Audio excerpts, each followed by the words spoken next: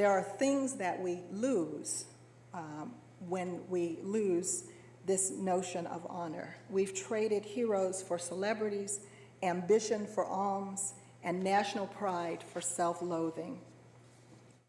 Heroes, in the enduring words of the Commodores, make the sun rise in the morning, make the moon shine bright at night, and make our lives a little stronger.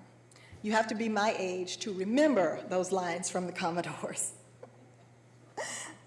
But I found it very interesting.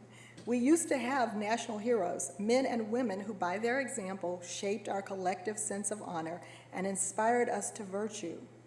Now heroes are out of vogue, and as for the heroes we once celebrated, it's now more fashionable to highlight their flaws than to praise their virtues.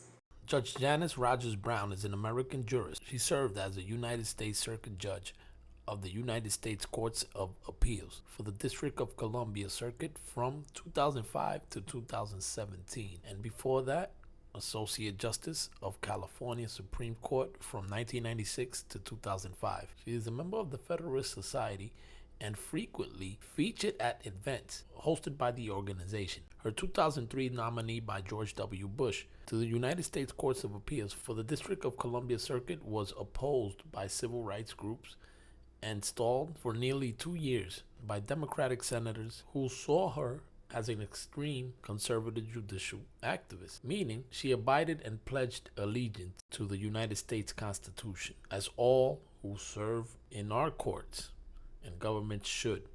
Let's continue. She was eventually renominated and confirmed in 2005, the following month after Justice Sandra Day O'Connor retired from the United States Supreme Court. Brown was reportedly considered as a potential nominee to replace O'Connor. Brown was ultimately not nominated to the U.S. Supreme Court. Wow. What a loss, guys. So let's gather more information on this great judge who, like me, loves the Constitution, and also let's see her in action. Editor, roll clip, fair use. We've been talking about the 13th Amendment and the 14th Amendment and why that needed to be done. And one of the problems, one of the ways that the Republicans at that time thought about this problem and that Lincoln thought about this problem was the right of a man, a human being, to own himself. In other words, this was the principle that slavery violated. What they were saying is it cannot possibly be the case that it is okay to take away from somebody their right to own themselves, their labor, the work of their hands. And so for them, in part, that was what freedom meant. And so the 13th Amendment, which just said slavery is abolished, was, to some people, a way of saying, well, that takes care of that. People now own themselves.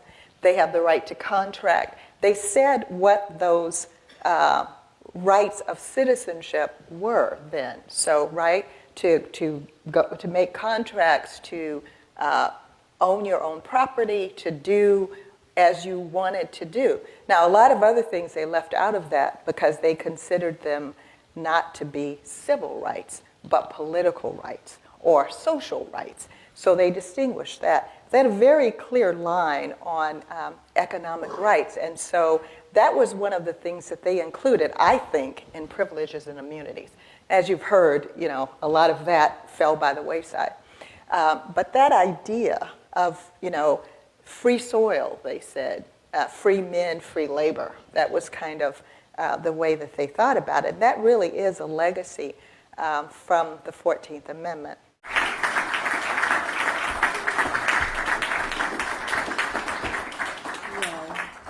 Thank you so much.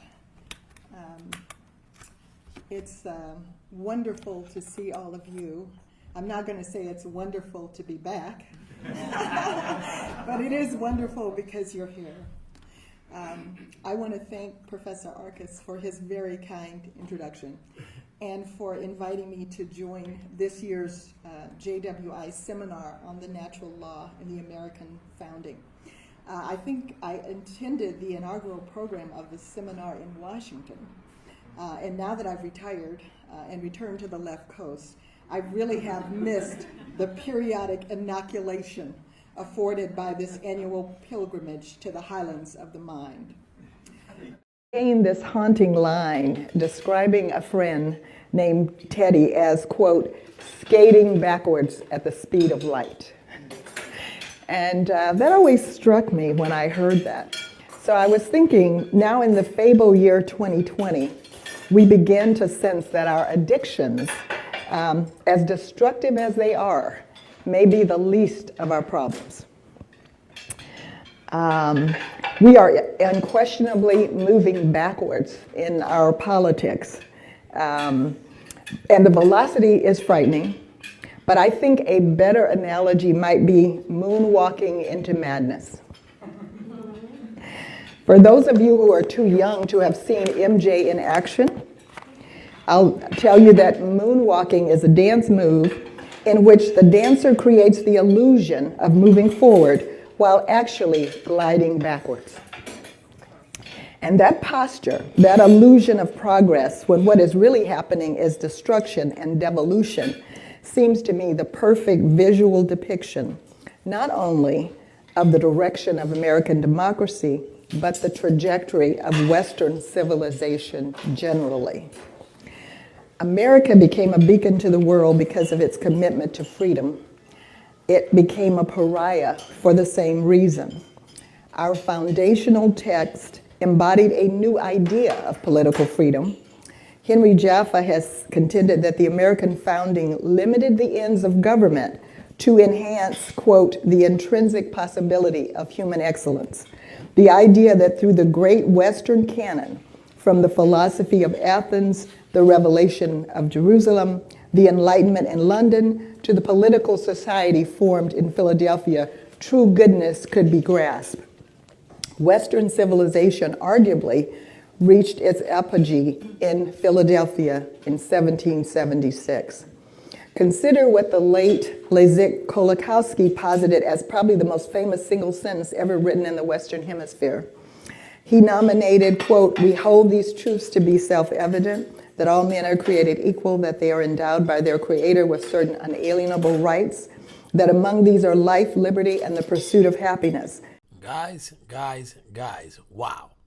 I love these researches that I do. I find gems and diamonds in the rough and shine them for you. We're not being taught about these greats, about greats like Judge Janice Rogers Brown, the Thomas Sowells, and Justice Clarence Thomas. Why? I guess they in the Board of Education haven't got around to it. So I continue my work and take the job.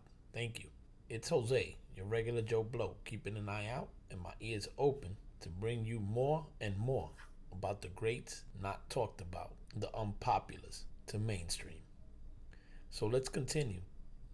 Thank you, Judge Janice Rogers Brown, for the love and great service to this country. America stands with you. Full salute. Guys, do your own research. Thank you guys always for your support. Drop a comment and subscribe. Also, share. And don't forget, stay free. It ain't hard to tell. I excel, then prevail.